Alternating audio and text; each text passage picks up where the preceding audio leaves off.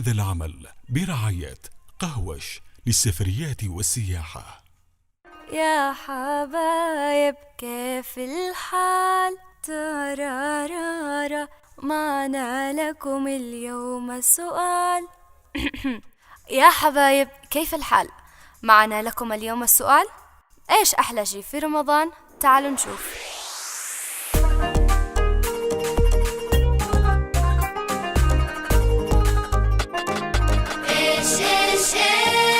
ايش احلى شي في رمضان؟ ايش احلى شي في رمضان؟ لما اخبط حلبال امي اكل سمبوسه حامي، هذا عندي احلى شي. ما رايكم او ماشي؟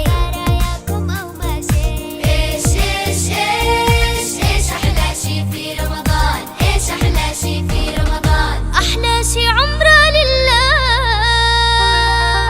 ونصلي في بيت الله وندعي له يا الله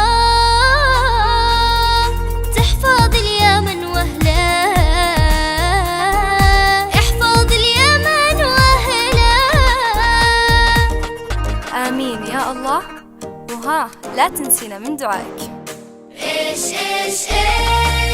احلى شي في رمضان؟ ايش احلى شي في رمضان؟ أحلى شي لما الحصة حق المحلبية يا طعماه. أحلى شي وقت الإفطار تجتمع الأسرة في الدار، والجار ما ينساش الجار، هذا أحلى شي في رمضان. حتى الميسر في دخله ينفق له في قله، يقسم للمسكين أكله، هذا أحلى شي في رمضان. تعالوا نسأل الممثل كمال طماح، إيش أخبار الدكان جميلة؟ بصراحة هل هو مرتاح؟ دكان جميلة، بتشوفوا حكاية أحلى من حكاية ألف ليلة وليلة. بس رمضان يمن يحلى مع العيلة. ايش احلى شي في رمضان؟ ايش احلى شي في رمضان؟ حن نتواصل بالأحباب اللي حاضر واللي غاب، ونقول لهم كيف الحال، وإيش أحلى شي في رمضان؟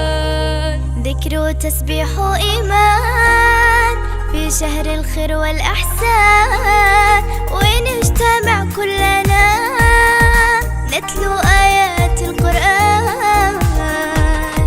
ايش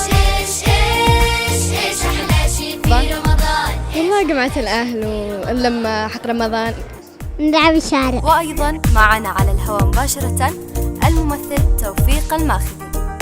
ألو السلام عليكم يا أستاذ توفيق، الظاهر إنه ما يسمعناش أو خارج التغطية.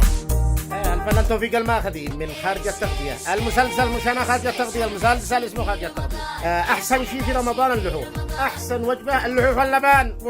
يا غرب. ونواصل مشوارنا، نسألهم على الماشي ونعرف إيش أحلى شيء. ما رأيكم أو ماشي؟ سمبوسة. الكبسات ما يعرفها إلا أصحابي. هي حلوة الكبسات، بس للذين يكبس عليهم مزعجة جدا، لأنه نوصل عند لا قبل المغرب ونوصل عند البيت ونتصل له، احنا معزومين عندك. الصيام والصلاة وجو رمضان شيء. رمضان هذا ايش السحرنا والمراحقي طبعا. الفطور والجو الأهل. أيوة صح، وأحلى شيء إنكم تضغطوا لايك على الفيديو. هذا العمل برعاية قهوش للسفريات والسياحة. قهوش، حلق بمزاجك.